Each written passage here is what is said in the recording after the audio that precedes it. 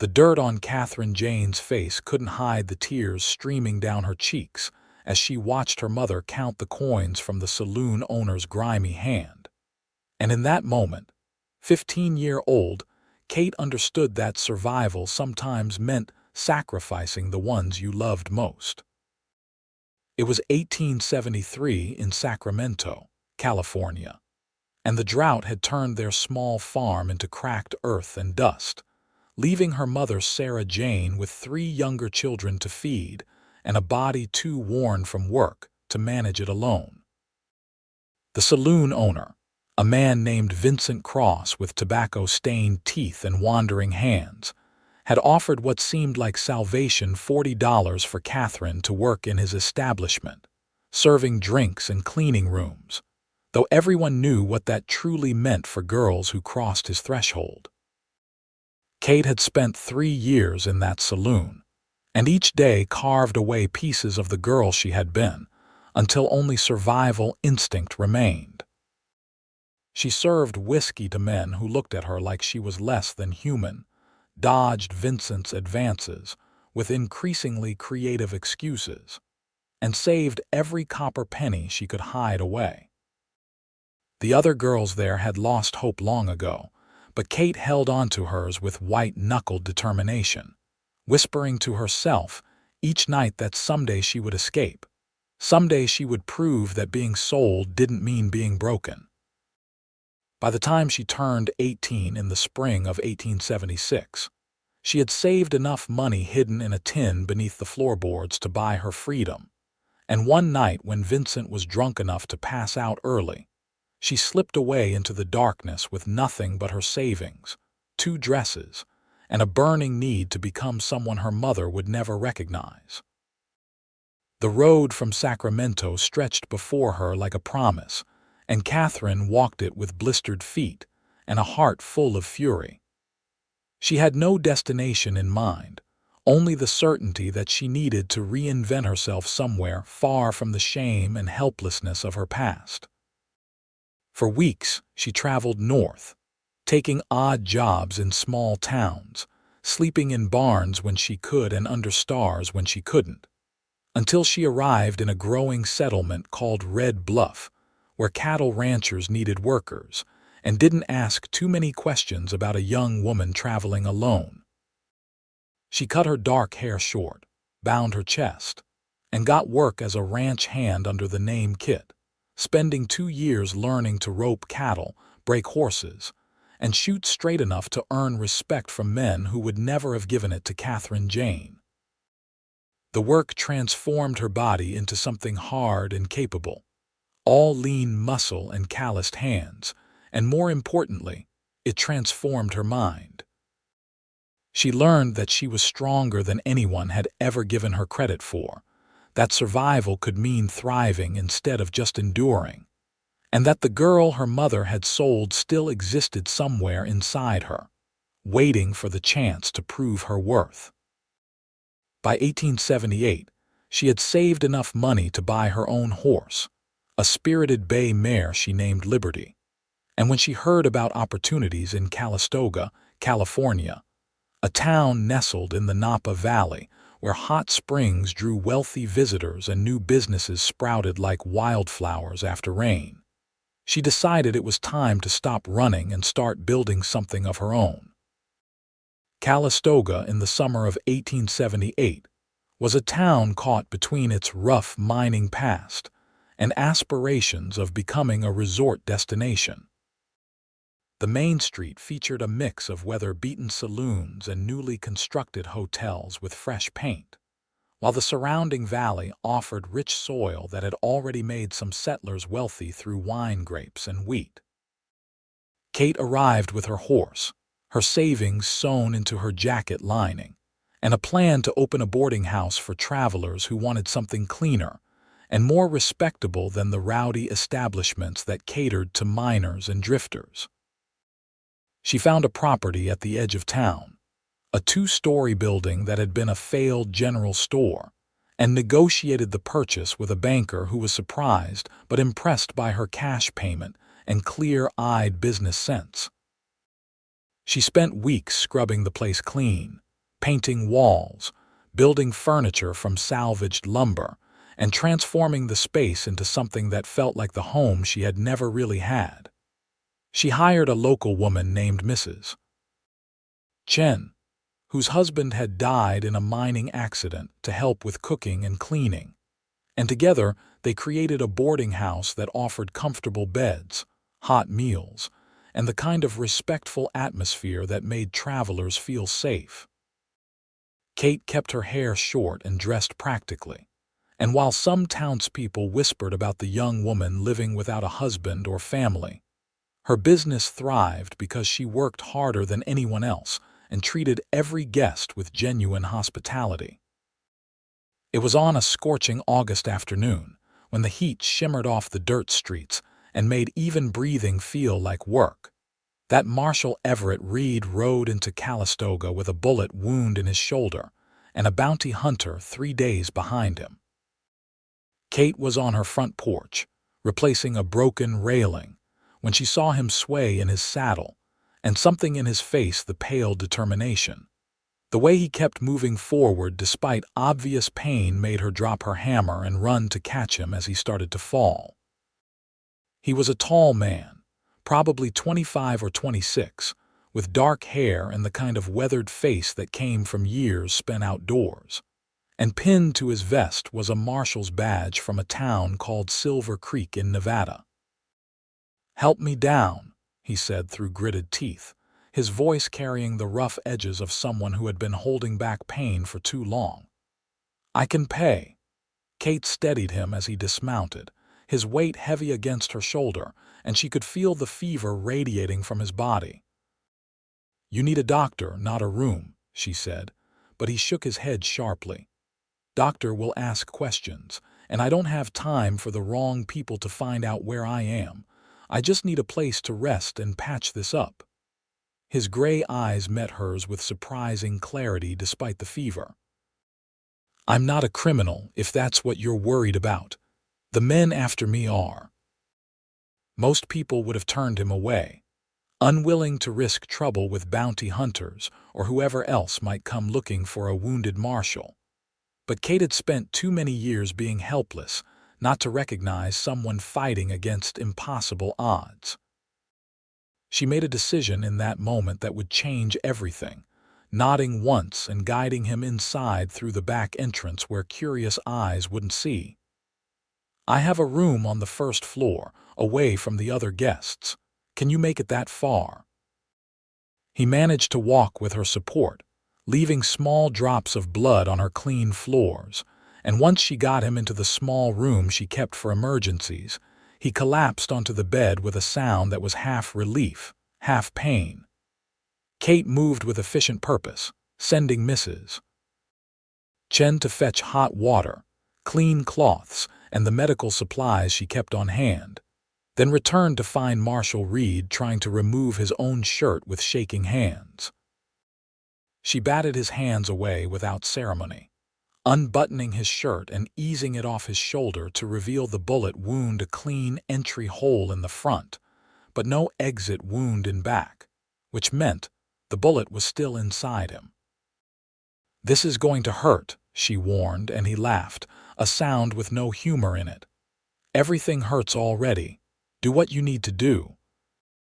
Kate had learned basic doctoring during her time on the ranch, where injuries were common and professional medical help often hours away.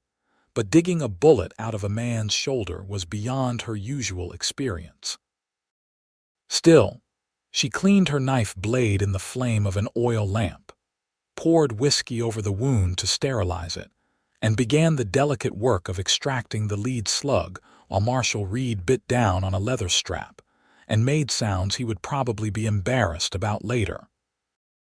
The bullet came out cleanly, thankfully, and she packed the wound with clean cloth soaked in whiskey, then bandaged it tightly while he lay pale and sweating against her pillows. "You have steady hands," he said after he could speak again, his voice hoarse. "Where did you learn to do that?" "Ranch work up north. You learn to take care of yourself and others when doctors are scarce." She studied his face, noting the lines of pain around his eyes and mouth. "You want to tell me who shot you and why bounty hunters are following a lawman?" He was quiet for a long moment, and she could see him weighing how much to trust her. Finally, he sighed and said, "I was investigating a corruption ring in Silver Creek town, officials working with outlaws to steal mining claims and run protection rackets. When I got too close to evidence, the sheriff himself tried to kill me. Shot me during what was supposed to be a routine patrol, left me for dead. I managed to get to my horse and rode hard for 3 days, but the men he sent after me are persistent." Kate felt a cold anger settle in her chest, the familiar fury that came from knowing how easily people in power could destroy those beneath them. "So you are running." "I am surviving," he corrected, meeting her eyes with sudden intensity. "Same as you, I would guess. People don't develop hands that steady or eyes that watchful without learning some hard lessons." She stood up, gathering the bloody cloths and avoiding his gaze. "You should rest. The fever will get worse before it gets better, and you will need your strength if those bounty hunters show up." Over the next 3 days, Kate nursed Marshall Reed through fever dreams and infection, changing his bandages, forcing water and broth down his throat, and keeping watch for any suspicious strangers in town. Mrs. Chen proved invaluable, running interference with the other guests and spreading word that Kate was caring for a sick cousin from Sacramento, which explained the closed door and extra care. During the rare moments when the marshal was lucid, they talked in the quiet way that people do when circumstances have forced unexpected intimacy, sharing small pieces of their stories like trading cards neither was sure the other deserved to see. His name was Mitchell Reed, and he had grown up in Montana, the son of a rancher who taught him to value justice and fairness above profit. He had become a lawman at 21, working his way up from deputy to marshal through a combination of skill, integrity, and stubborn refusal to look away from corruption. He had never married, though he spoke fondly of a woman in Silver Creek who made excellent pies and had been courting him gently until everything fell apart. He asked Kate about her own history, and she gave him the edited version of failed farm, hard times, ranch work, and finally this boarding house where she was building something solid and respectable. "You are leaving parts out," he said on the 3rd evening, when his fever had finally broken and he could sit propped against pillows without looking like death. "I can tell because your eyes change when you talk about the years between the farm and the ranch. They get distant, like you are looking at something you wish you could forget." Kate was changing his bandage, her hands steady as always, but his observation made her pause. "Everyone has parts of their past they would rather not discuss, Marshall." "I would think you of all people could understand that." "Mitchell," he corrected. "If you are going to keep saving my life, you should probably use my given name." He caught her hand gently when she would have pulled away, his fingers warm against hers. "You are right, and I apologize. I had no right to pry." She looked down at their joined hands, surprised by how natural it felt despite everything. "There was a saloon," she heard herself say, the words emerging before she could stop them. "My mother sold me to work there when I was 15. 3 years I spent serving drinks and dodging men who thought I was part of what they paid for. I saved every penny I could hide, and when I turned 18, I ran. Everything I have built here, everything I am now, comes from refusing to be what they tried to make me." The silence that followed felt enormous, and Kate braced herself for pity or disgust, the two reactions she had feared most if anyone ever learned the truth. But when she finally looked at Mitchell's face, she saw only understanding and a fury that matched her own.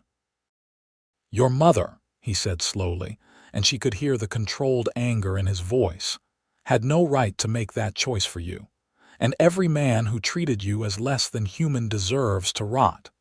But you got out, Kate. You survived and built something good, and that takes more strength than most people will ever understand. Something cracked open in Kate's chest, some tightly held defense she had maintained for so long she had forgotten it was there. I am going back eventually, she admitted, surprising herself with the confession. Not to Sacramento, but to show my mother and everyone else who thought I was worthless that they were wrong. I want her to see what I made of myself despite what she did. Mitchell nodded slowly, his thumb rubbing gentle circles on the back of her hand.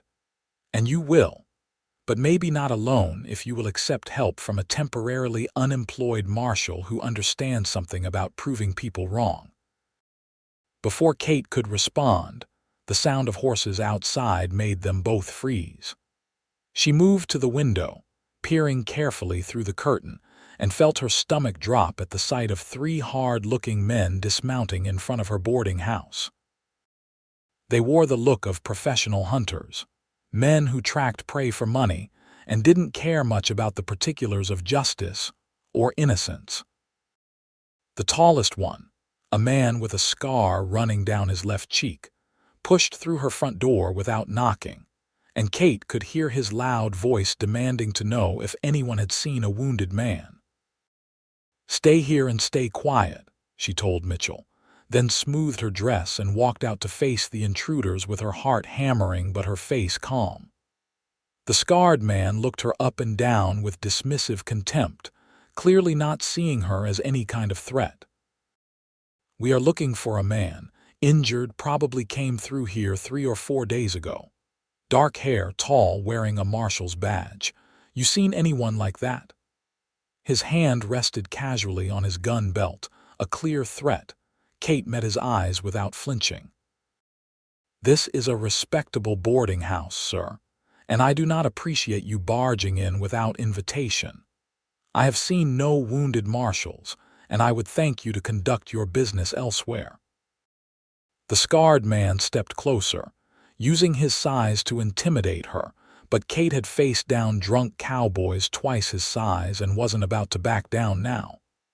"Maybe you need your memory refreshed, little lady. There is a $500 bounty for information leading to this man, and I would be happy to share some of that if you suddenly remember seeing him."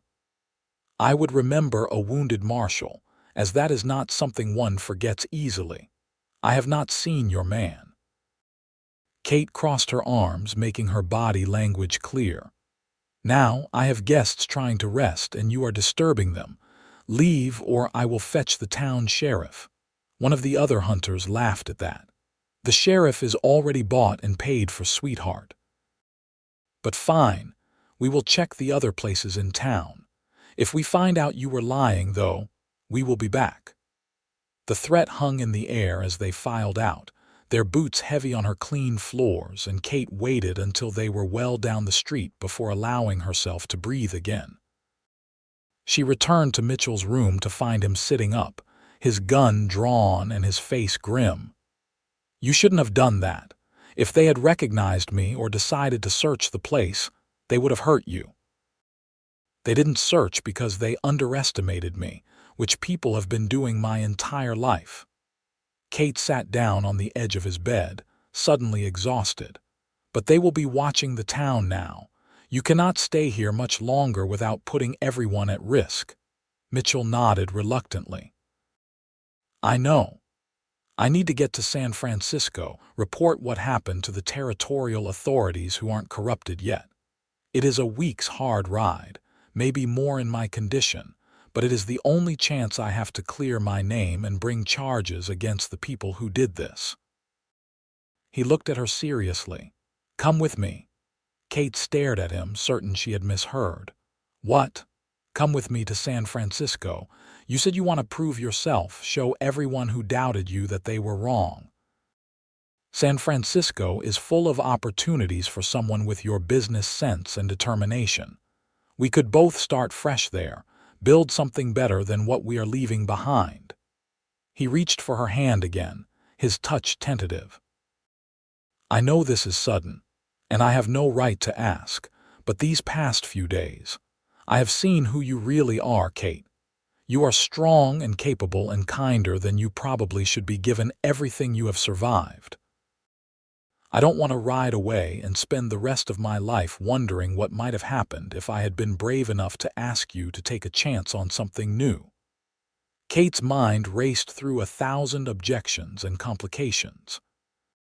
She had built her boarding house from nothing, created a life here in Calistoga that was stable and respectable and entirely her own. Leaving it all behind to chase across California with a man she had known less than a week was exactly the kind of reckless decision she had sworn never to make again.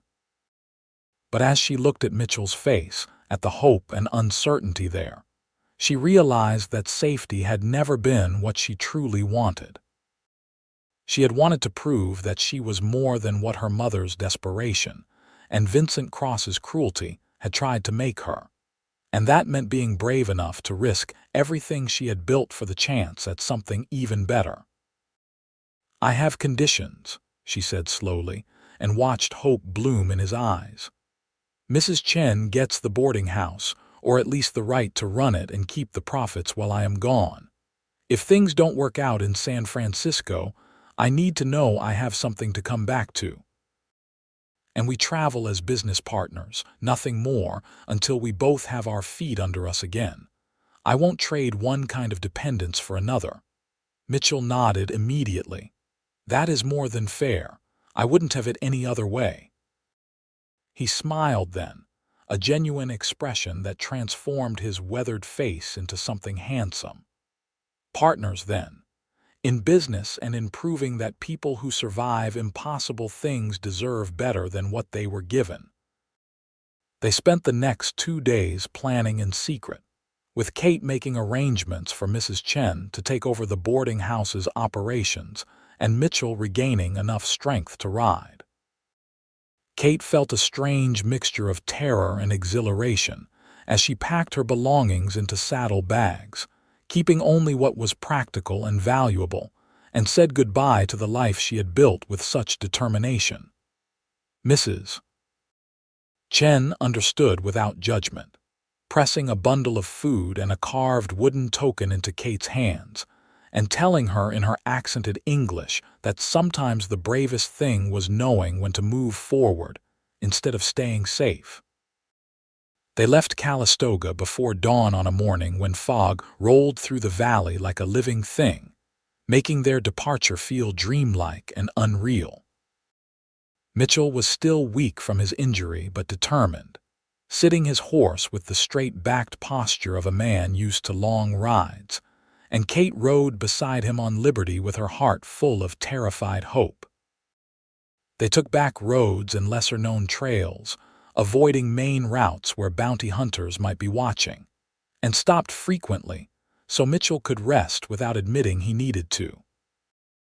The California landscape changed around them as they traveled, from the green valley around Calistoga to rolling hills covered in dry summer grass, then gradually toward the coastal mountains that separated them from San Francisco.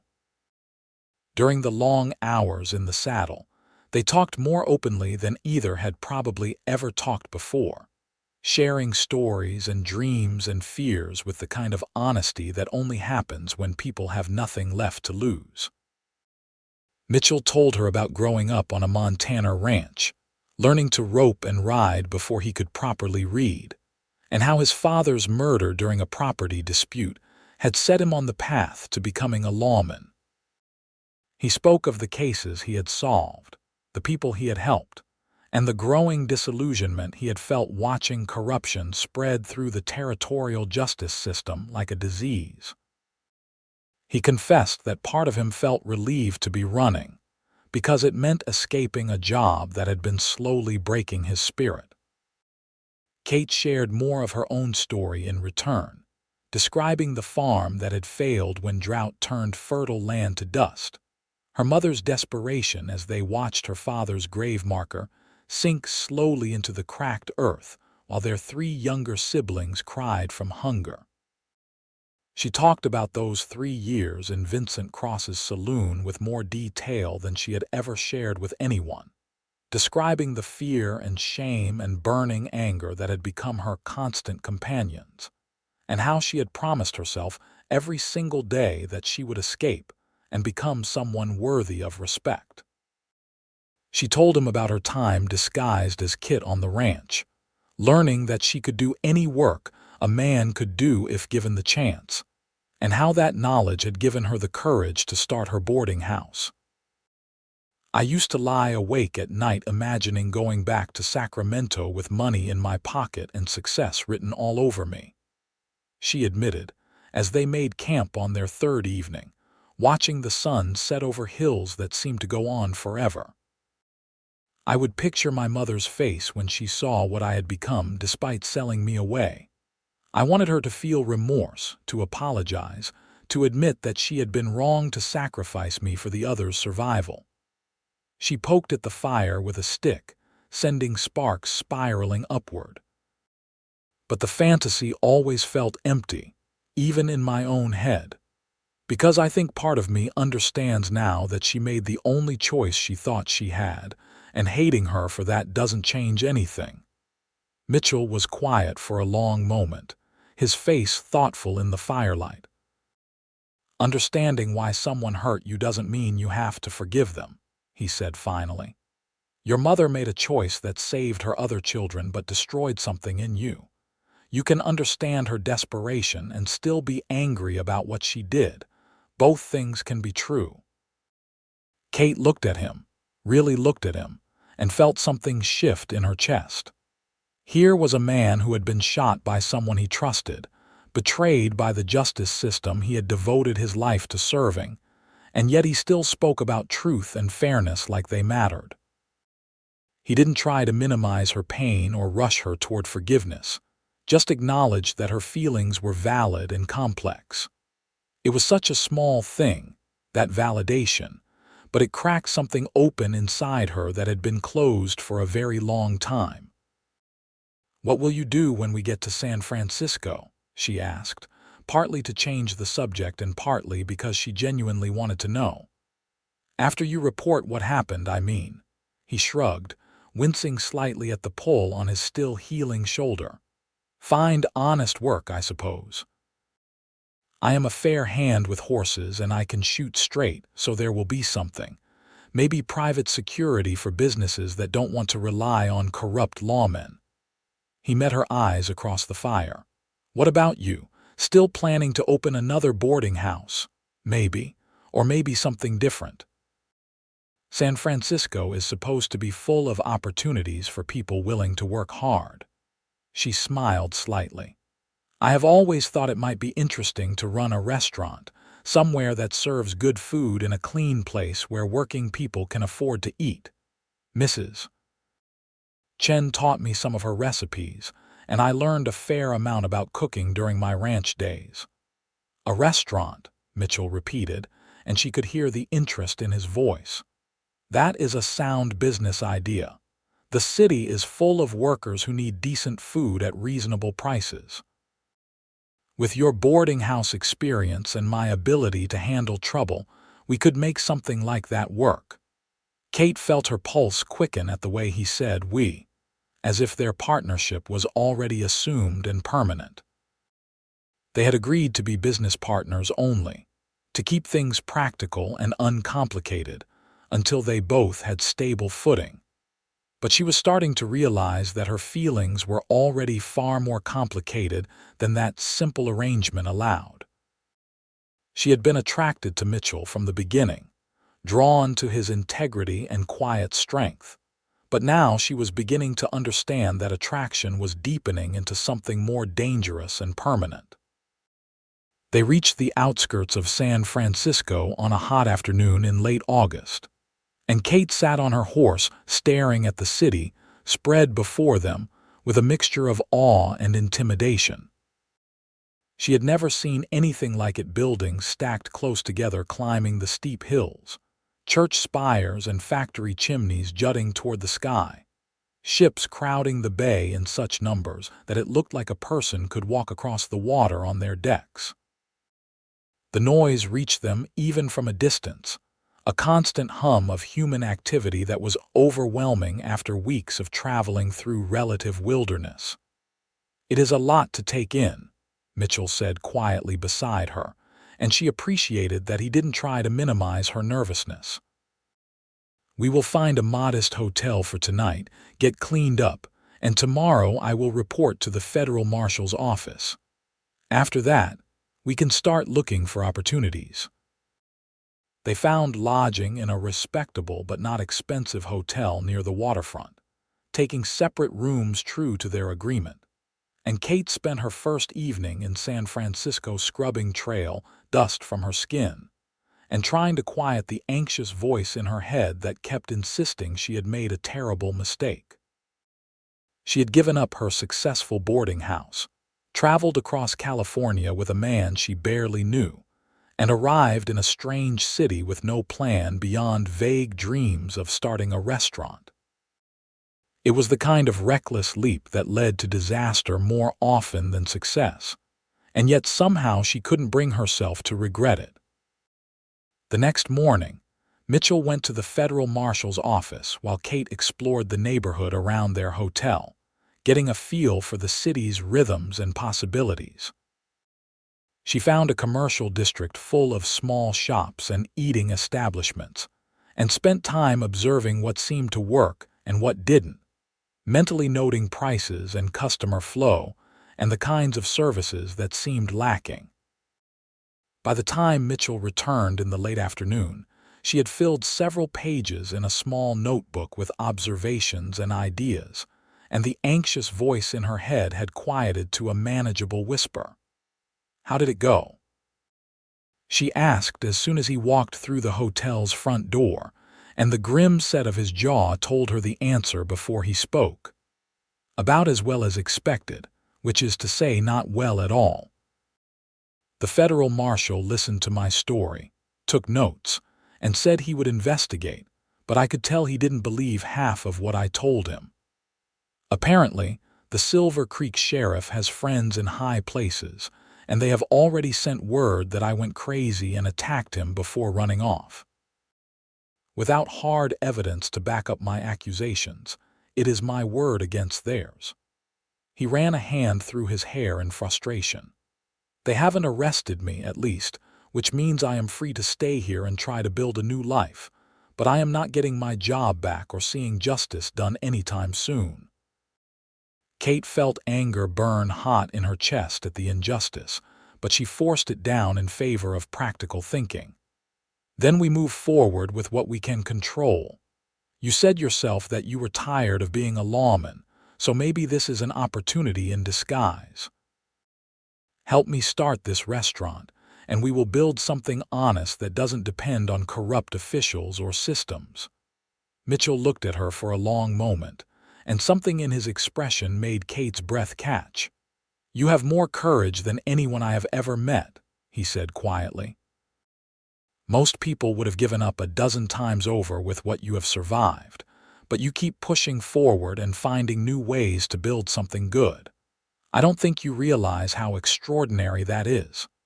Kate felt heat rise in her cheeks that had nothing to do with anger. "I just do what needs to be done. Same as you." "No," he said, stepping closer to her.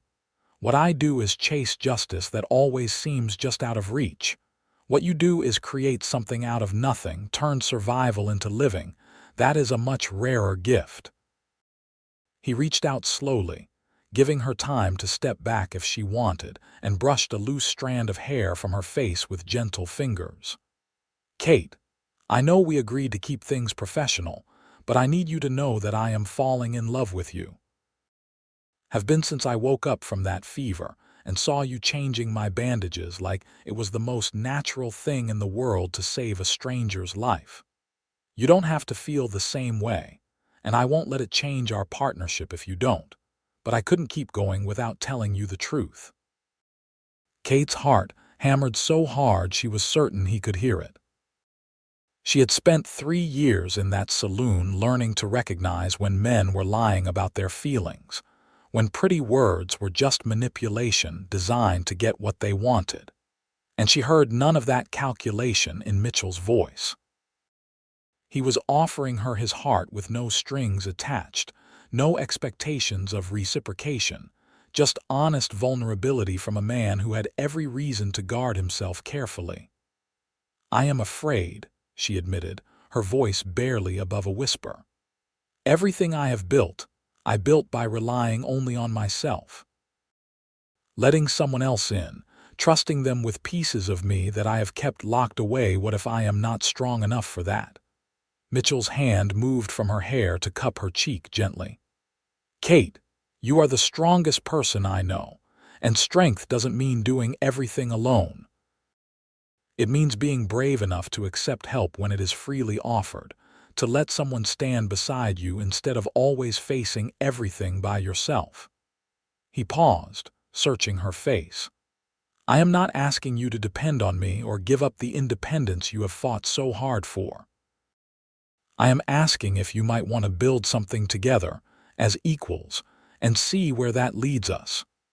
Kate looked up into his gray eyes and saw her own hope and fear reflected there.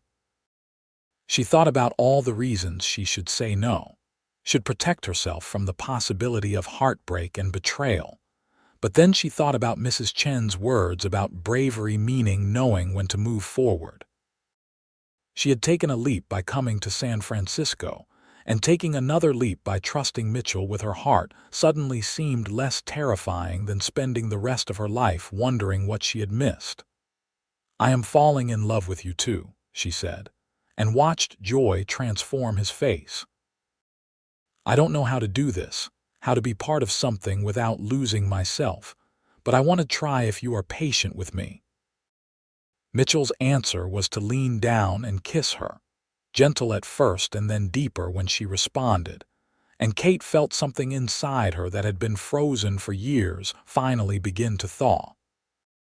When they finally pulled apart, both breathing hard, she rested her forehead against his and laughed with pure relief. "So," she said, trying to regain some composure, "partners in business and in life, partners in everything," Mitchell confirmed and kissed her again. Over the following weeks, they worked together to turn their shared dream into reality. Mitchell found work doing security for a shipping company while they searched for the right property for their restaurant, and Kate spent her days exploring the city, learning about suppliers and regulations, and the thousand small details that went into running a food service business. They rented a small apartment together, scandalizing their landlady by claiming to be married, despite lacking rings or documentation, and fell into an easy domesticity that felt both foreign and natural. Kate learned that Mitchell snored when he slept on his back and made terrible coffee but excellent scrambled eggs. He discovered that she talked to herself when she was concentrating, and had a surprisingly beautiful singing voice that she only used when she thought no one was listening. They navigated the awkwardness of sharing space and building intimacy with patience and humor. And slowly Kate began to understand that love didn't have to mean losing yourself. It could mean finding parts of yourself you hadn't known existed. In early October, they found their property, a narrow building in a working-class neighborhood with good foot traffic, and a rent they could just barely afford. The previous tenant had been a cobbler who died without heirs, and the space needed extensive cleaning and renovation, but Kate could see its potential immediately. The front room was large enough for a dozen tables. The back had a serviceable kitchen with a coal stove, and there was even a small apartment upstairs where they could live once they got the restaurant operational. They spent 6 weeks transforming the space, working from dawn until well past dark most days. Mitchell proved surprisingly skilled at carpentry, building tables and shelves with precise care, while Kate scrubbed years of grime from every surface and painted the walls a warm cream color that made the space feel welcoming. They hired 2 young women from the neighborhood to help with serving and cleaning, sisters named Emma, and Rose, who reminded Kate of herself at that age, hungry for opportunity and willing to work hard for fair wages and respectful treatment. Kate's restaurant opened on a gray November morning, serving simple but well-prepared food at prices working people could afford. Their first customer was a dock worker who had watched them renovating for weeks, and Kate felt her hands shake as she served him a plate of eggs, bacon, and fresh bread while Mitchell poured coffee with a steady hand. By the end of that first week, they had a core group of regular customers who appreciated good food, clean surroundings, and the fact that Kate remembered their names and preferences. Word spread slowly but steadily, and within a month they were busy enough to hire a third server and start thinking about expanding their menu. The work was exhausting and all-consuming, but Kate had never been happier. She woke each morning beside Mitchell, spent her days creating something of value with her own hands and mind, and fell asleep each night with the satisfaction of knowing she had built this through her own merit and determination. The girl her mother had sold to Vincent Cross felt like a distant memory, and while the anger and hurt from that experience would never fully disappear, it had transformed into fuel that drove her forward instead of holding her back. It was a cold evening in December, with rain hammering against the restaurant windows and the last customers lingering over coffee, when Sarah Jane walked through the door. Kate was clearing tables and didn't look up immediately, calling out her usual greeting about the kitchen being nearly closed for the night, and it was only when the silence stretched too long that she turned to see her mother standing just inside the entrance, looking thin and worn and decades older than her 43 years. Time seemed to stop as Kate stared at the woman who had sold her, and she felt every emotion she had spent 5 years trying to process crash through her in a single overwhelming wave. Anger, hurt, betrayal, and underneath it all, a child's desperate longing for her mother's love and approval.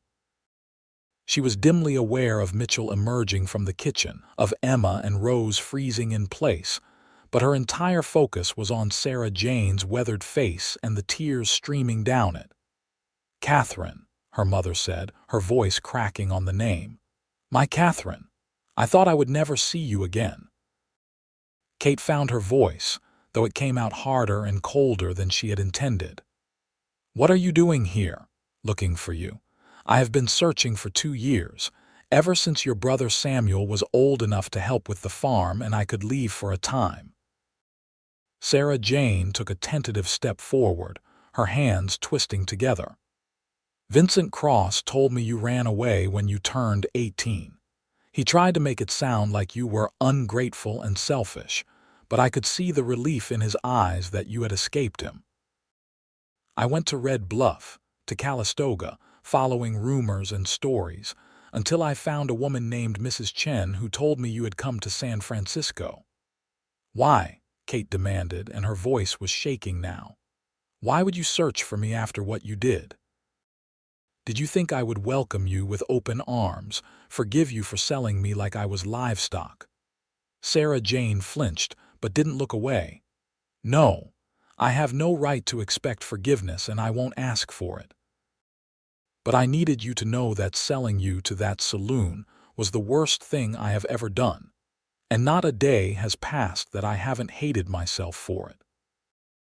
I told myself I was saving your sisters and brother, that one sacrifice was better than all of you starving, but the truth is I was weak and desperate, and I made a choice that destroyed my eldest daughter to save the rest." She was crying openly now, her shoulders shaking. "I don't expect you to forgive me, Katherine. I just needed you to know that I am sorry, and that I see now how strong you are, how you survived despite what I did to you, and I am prouder of you than I have any right to be."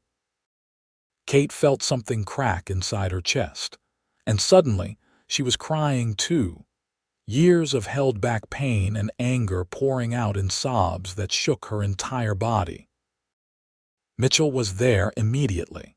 his arms around her, holding her steady while she fell apart, and when she could finally breathe again, she looked at her mother through tears and saw not the monster she had built up in her mind but a broken woman who had made terrible choices and carried the weight of them every day since.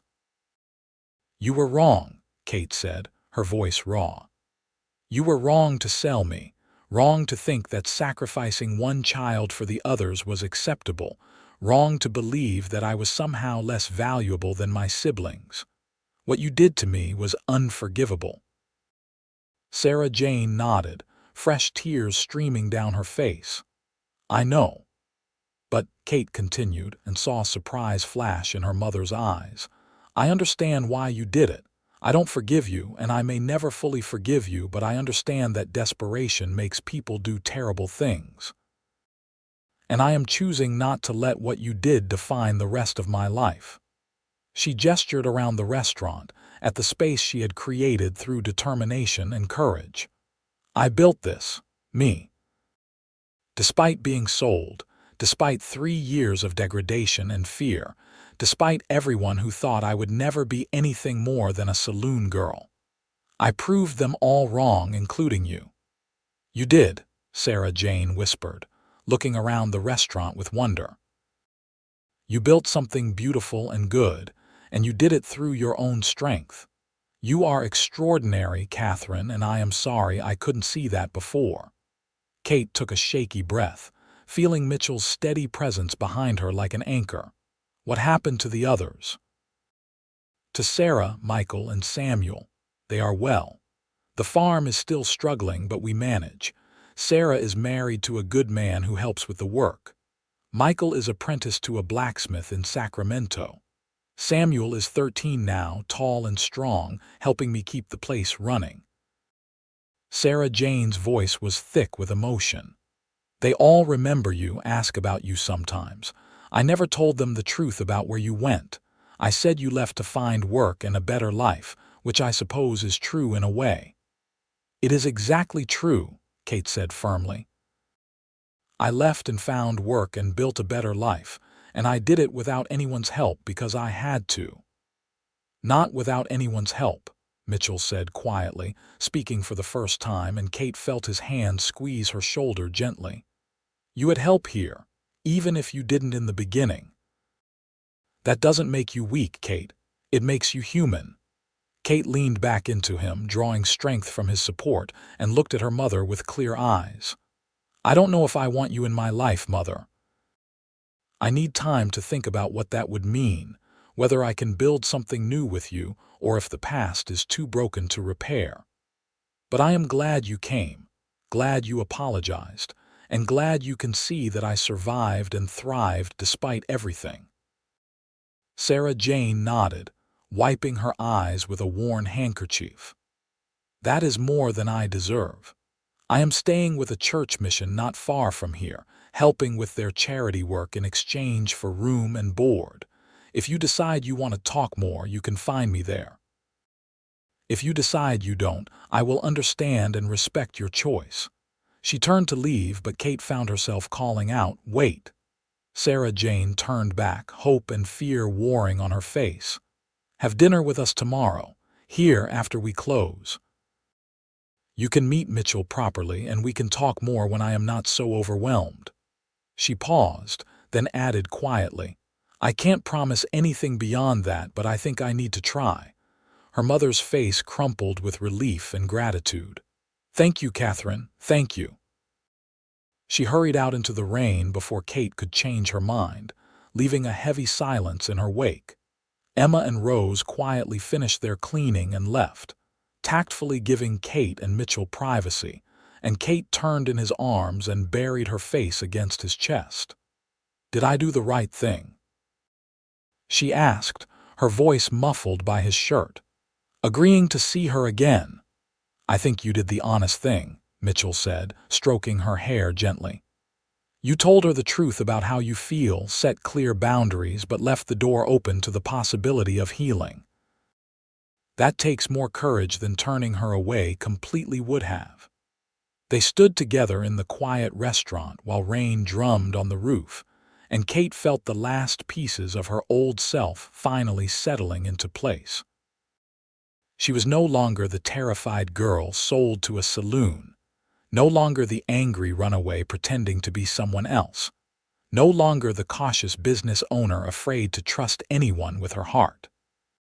She was Katherine Jane, owner of a successful restaurant, partner to a good man who loved her, and someone strong enough to face her past without being destroyed by it. The dinner with Sarah Jane the next evening was awkward and emotional, full of long pauses and difficult conversations, but it was also a beginning. Kate listened to her mother describe the years since she had left, the guilt and grief that had haunted every moment, and shared carefully selected pieces of her own story in return. Mitchell sat beside her throughout, his presence a quiet support that allowed Kate to be vulnerable without feeling defenseless. And by the end of the evening she felt something shift between herself and her mother, not forgiveness exactly, but perhaps the foundation on which forgiveness might eventually be built.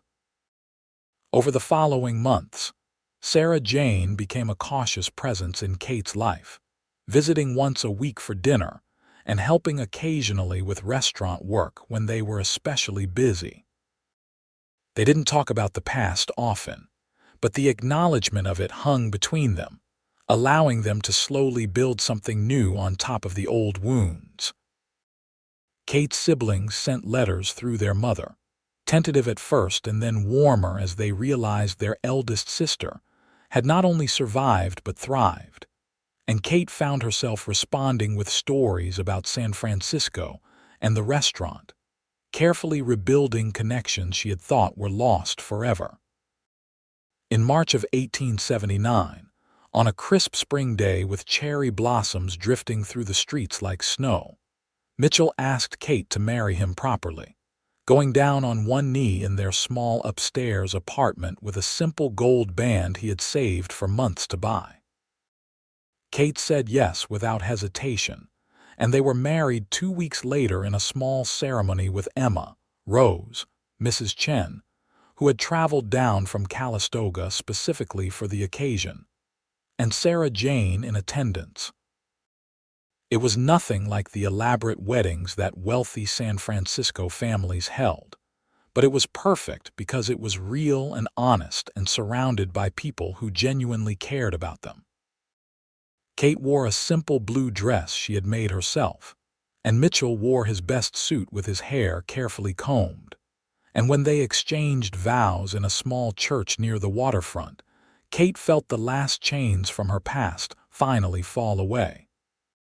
She was choosing this life, this man, this future, and doing so as a whole person who had survived impossible things and come out stronger for it.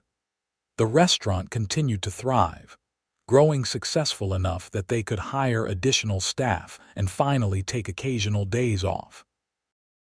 Mitchell eventually quit his security job to work full-time managing the business side of things, his natural honesty and attention to detail making him excellent at dealing with suppliers and handling finances.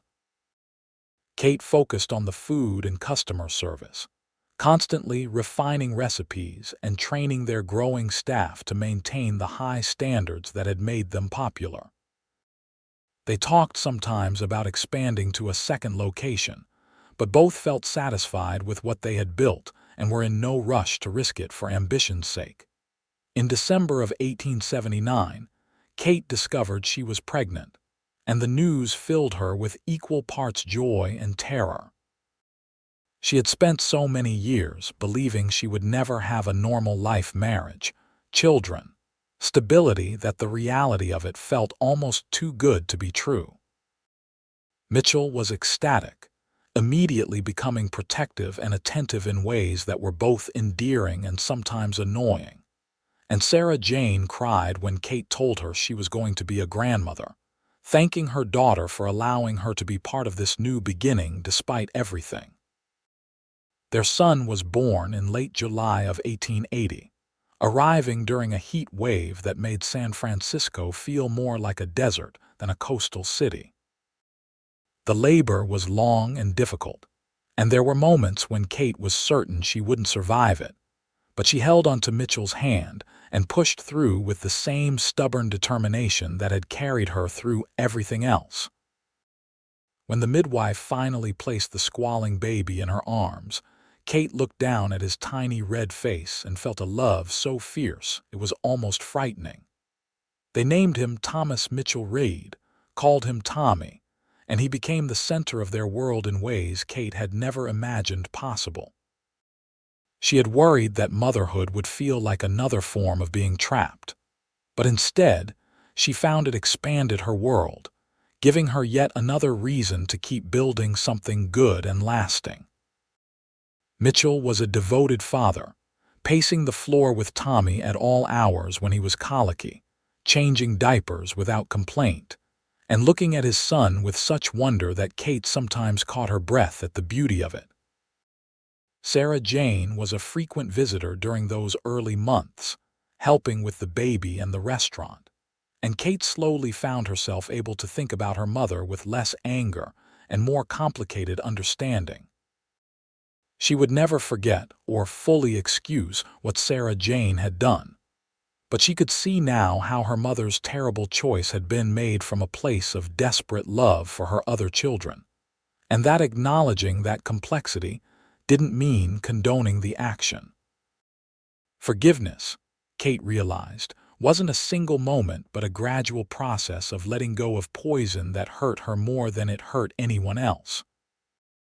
In the spring of 1882, Kate's sister Sarah, who everyone called Sally to avoid confusion, came to visit with her husband, and the reunion was tearful and joyful, and everything Kate had stopped hoping for years ago. Sally was 21 now, with their mother's dark hair and a strength in her eyes that suggested she, too, had learned hard lessons about survival. She admired the restaurant with genuine awe, held Tommy with the ease of someone used to children, and told Kate over and over how proud she was of her eldest sister for building such an extraordinary life. "Mother told us some of what happened," Sally said on their last evening together, the two sisters sitting on the apartment's small balcony while Mitchell and Sally's husband watched the baby sleep. "Not everything, but enough for me to understand why you left and why it took so long for you to want anything to do with us again. I am sorry, Kate. I was too young to understand or stop it then, but I am sorry you had to go through that alone." Kate squeezed her sister's hand. "You were a child. None of it was your fault, and I never blamed you or the boys. I blamed Mother for making the choice she did, and I blamed myself for not being strong enough to stop it, but never you." "You were strong enough," Sally said fiercely. "You survived, escaped, and built all this despite everything. If anything, you are the strongest person I know."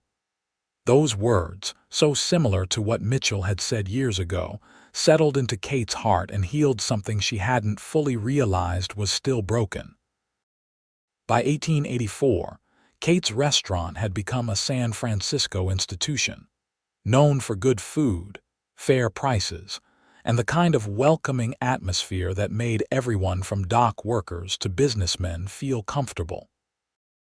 They had expanded to include the building next door, doubling their seating capacity, and Kate had trained a capable kitchen staff that allowed her to step back slightly from the daily cooking.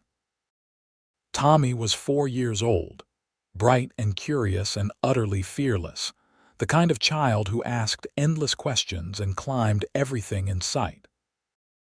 In June of that year, Kate discovered she was pregnant again, and this time the news felt less terrifying and more like a natural extension of the life they had built.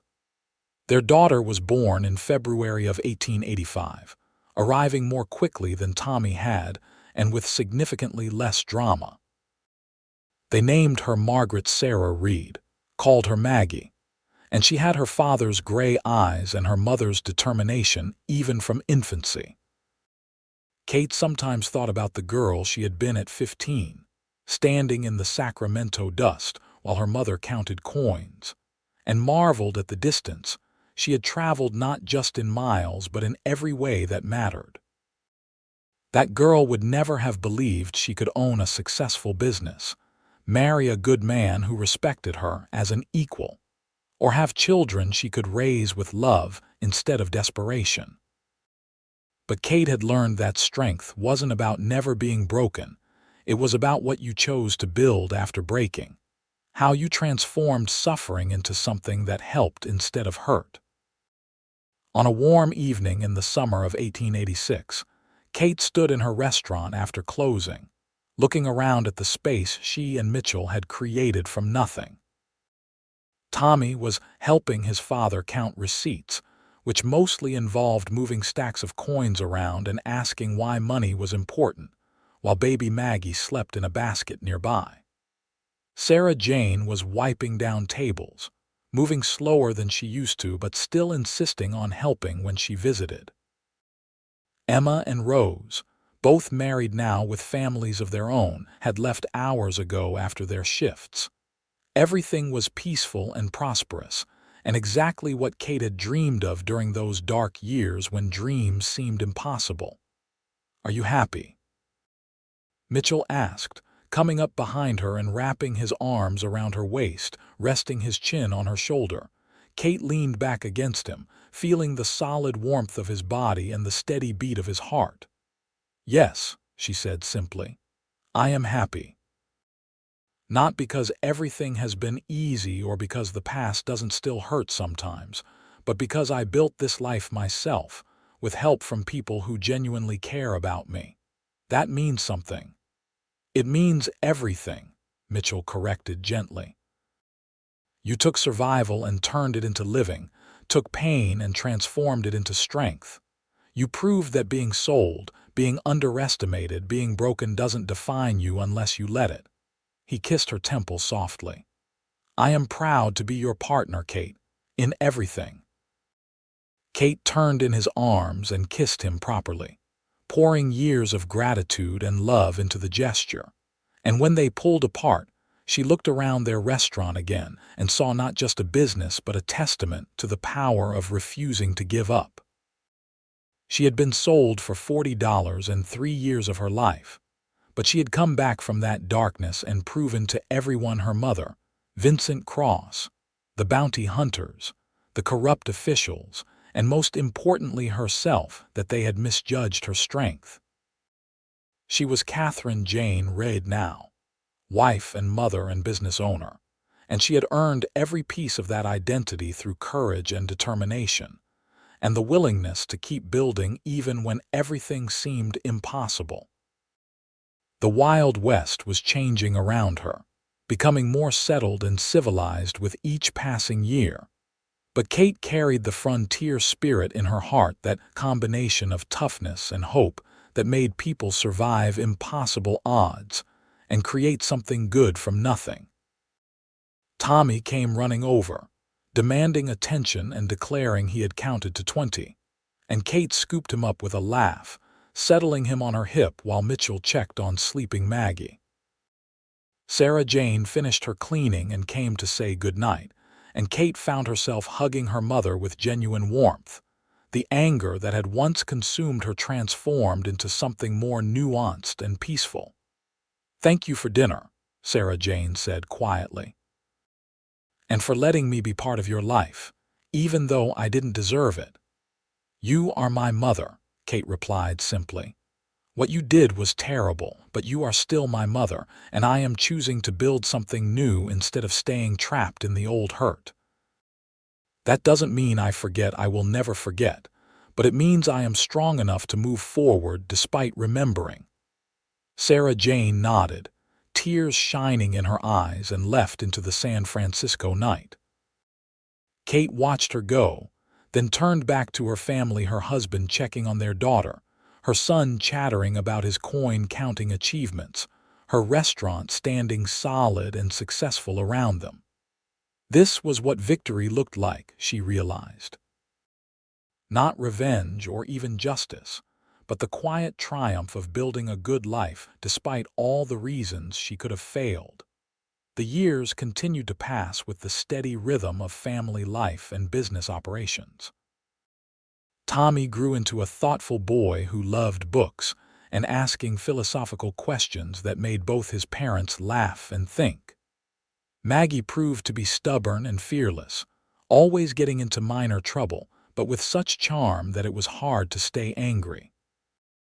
In 1888, Kate gave birth to a second son they named David, who was quieter than his siblings but observant in ways that suggested he would be formidable when he grew up. The restaurant adapted with the changing times, adding new dishes as ingredients became available and adjusting prices to remain affordable for working families while still being profitable. Mitchell proved to have a gift for business strategy, and together they created a model that was sustainable and ethical, paying their workers fair wages and treating everyone with respect. Several of their former employees went on to open their own restaurants using lessons learned from Kate and Mitchell. And rather than seeing them as competition, Kate felt pride in having helped others achieve their own dreams. In 1890, Kate received word that Vincent Cross had died in a barroom brawl, stabbed by someone he had cheated in a card game. She felt nothing at the news, no satisfaction, no grief, just a distant acknowledgement that the man who had once loomed so large in her nightmares had met the kind of end that violent, exploitative men often did. She was long past needing his downfall to feel validated, too busy living a good life to waste energy hating someone who no longer mattered.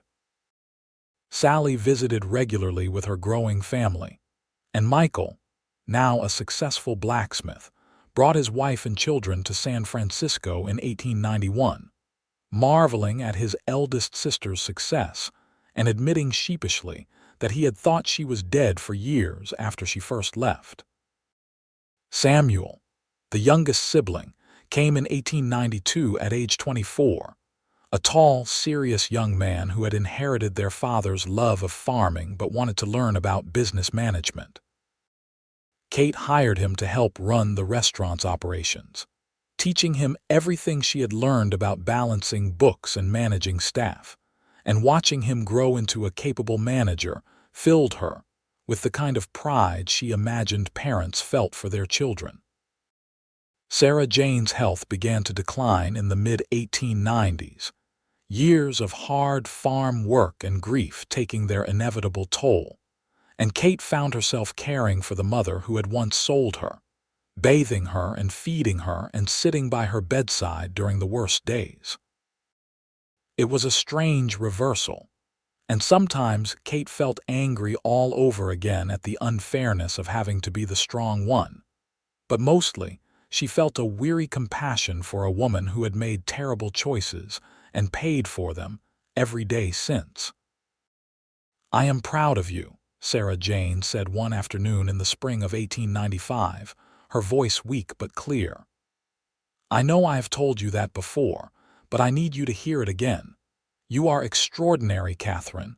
You took the worst thing I ever did and refused to let it destroy you. You built a beautiful life and raised beautiful children and loved people, despite having every reason not to trust anyone ever again. That is the greatest strength I have ever witnessed." Kate held her mother's papery hand and felt tears slip down her cheeks. "I didn't do it alone. Mitchell helped, and Mrs. Chen, and eventually even you helped by being honest about what you did wrong. I learned that strength isn't about never needing help, it is about being brave enough to accept it when it is offered with genuine love." Sarah Jane died peacefully in her sleep a few days later, and Kate mourned her with the complicated grief of someone who had both loved and been wounded by the deceased. They buried her in a San Francisco cemetery with a simple headstone that read, "Sarah Jane, beloved mother." And Kate stood at the grave with Mitchell's arm around her, and her children gathered close, feeling a chapter of her life finally close. As the century turned, and 1900 arrived with all its promise and uncertainty, Kate stood on the threshold of middle age at 42, looking back at the life she had built with profound satisfaction. The restaurant was celebrating its 21st year of operation, now famous enough that tourists sometimes sought it out based on recommendations from locals. Tommy was 20 and working as a teacher, using the education his parents had insisted on to help immigrant children learn English and American customs. Maggie at 15 was showing signs of inheriting her mother's business acumen and had already announced her intention to open her own dress shop someday. David at 12 was quiet and artistic, filling notebooks with drawings and stories that suggested a creative soul. Mitchell was 47, with silver threading through his dark hair and laugh lines around his eyes, still as steady and reliable as he had been the day Kate pulled a bullet from his shoulder all those years ago. They had grown into their partnership, until Kate couldn't imagine facing any day without him, and the love that had started in such unusual circumstances had deepened into something unshakable. On their 20th wedding anniversary, in March of 1899, Mitchell had taken Kate to the coast north of San Francisco, just the two of them for a rare weekend away from children and restaurant and responsibility. They walked along the beach with the Pacific crashing beside them, and he told her something he had been saving. "I received a letter last month from the federal marshal's office," he said, his hand warm in hers. After all these years, they finally gathered enough evidence to charge the Silver Creek sheriff and his associates with corruption. Multiple former deputies came forward, and apparently some financial records surfaced that confirmed everything I had told them 20 years ago. They wanted me to come testify at the trial. Kate stopped walking, searching his face. "What did you tell them?" "I told them no." He smiled at her surprise. "Kate, that part of my life is over. I spent 20 years building something good here with you, and I have no interest in returning to the past, even to see justice finally done. Let someone else testify, someone who still needs that validation. I found something better than revenge or vindication. I found a life worth living." He pulled her close, kissing her forehead. "You taught me that. You taught me that survival is just the beginning and what matters is what you build after you survive." Kate had cried then, not from sadness but from the overwhelming rightness of the moment. They were both survivors who had refused to let their worst experiences define them. And together, they had created something extraordinary from the broken pieces of their pasts.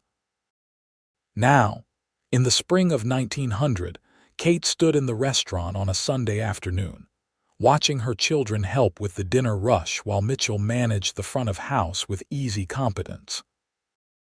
Samuel was in the kitchen overseeing the cooking staff, and through the window Kate could see regular customers who had been eating here for 15 years, 20 years, some almost from the very beginning. This was her legacy, not just a successful business, but a place where people felt welcomed and valued, where hard work was rewarded, and everyone was treated with dignity regardless of their station in life. That evening, after the restaurant closed and the family gathered upstairs for their usual Sunday dinner, Kate looked around the table at the people she loved most and felt contentment settle deep in her bones. Tommy was telling a story about one of his students, making them all laugh with his gentle humor.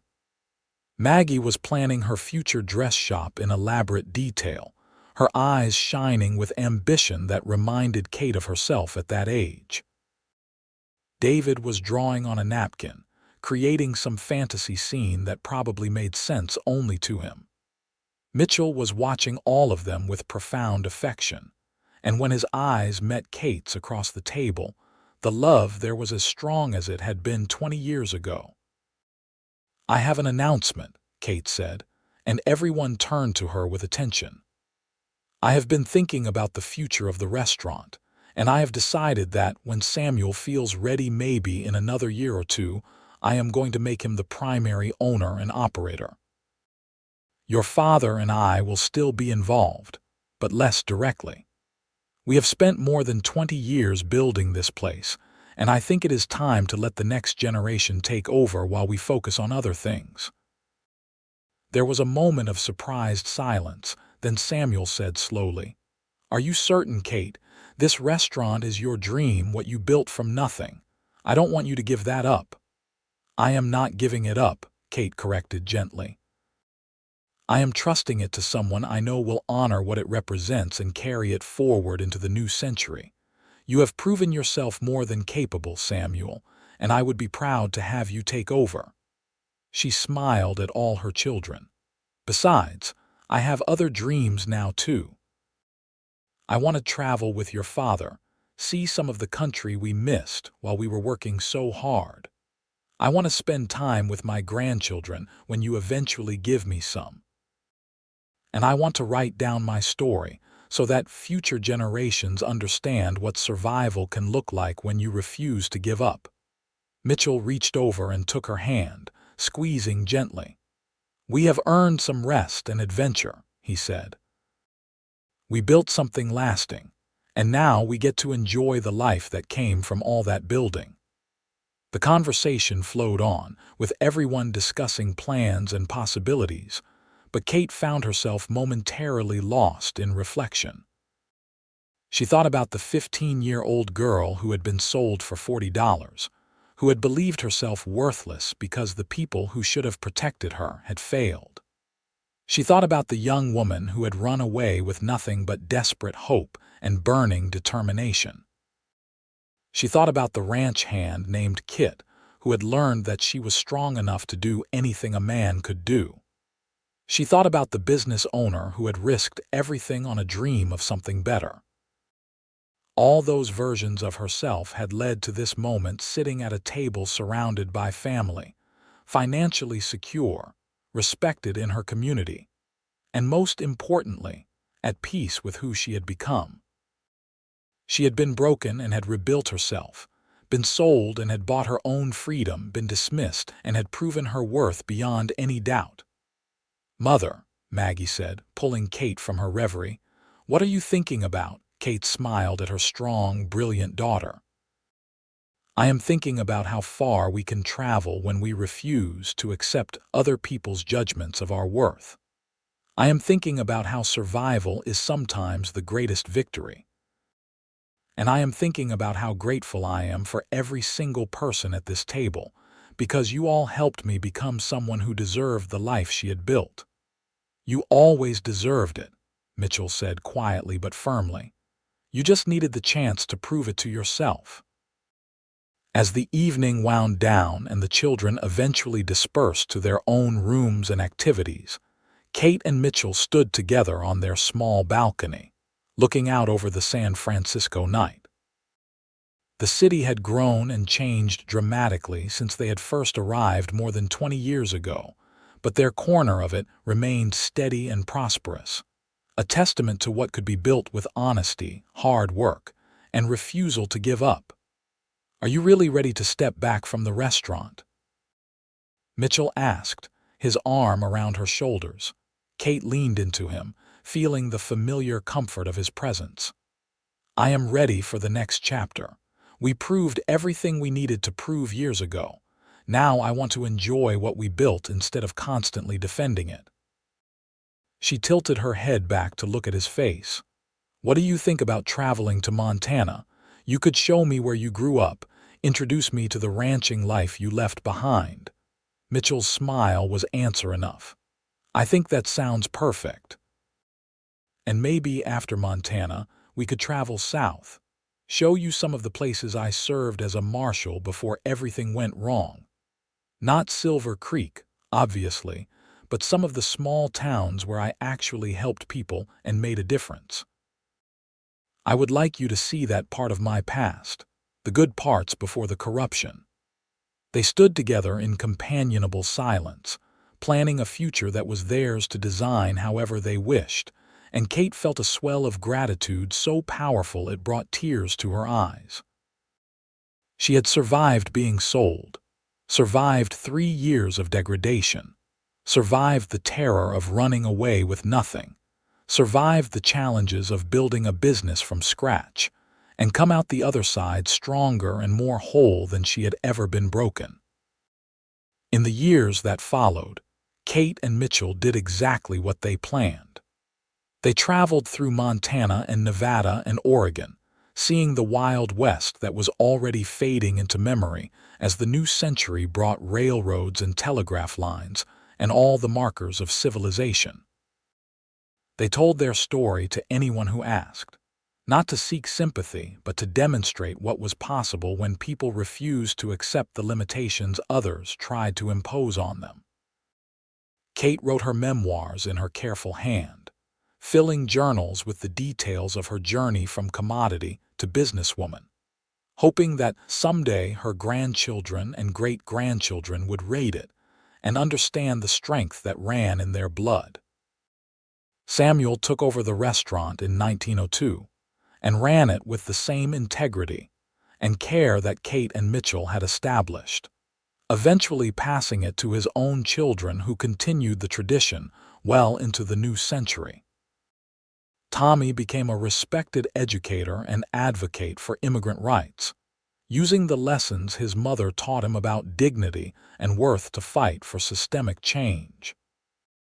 Maggie opened her dress shop in 1905 and became a successful businesswoman in her own right, employing dozens of seamstresses and creating affordable fashion for working women. David became an artist and writer, documenting the changing American West in paintings and stories that captured the spirit of transformation. Kate lived to see her children thrive, her grandchildren born, and the 20th century bring changes she never could have imagined during those dark years in Sacramento. Mitchell remained her partner and love until the very end, and when he died peacefully in 1920 at age 67, Kate mourned him deeply, but without regret, knowing they had built something extraordinary together that would outlast them both. Katherine Jane Reed died in 1925 at age 67, surrounded by her children, grandchildren, and even a few great-grandchildren who had been born in the final years of her life. Her obituary in the San Francisco Chronicle described her as a pioneering businesswoman and community leader, but Kate would have preferred to be remembered as someone who proved that being sold didn't mean being broken, that survival could bloom into thriving, and that the strength to rebuild yourself was the greatest power anyone could possess. The restaurant bearing her name continued operating for another 50 years, a landmark that reminded people of what could be built through determination and integrity. And Kate's story was passed down through generations as proof that even in the darkest moments, when it seemed like everything had been taken away, the human spirit could rise and create something beautiful from the ruins. She had come back not to prove others wrong, though she had certainly done that, but to prove to herself that she deserved better than what she had been given. And in doing so, she left a legacy that inspired everyone who heard it to fight for their own worth with equal ferocity and faith.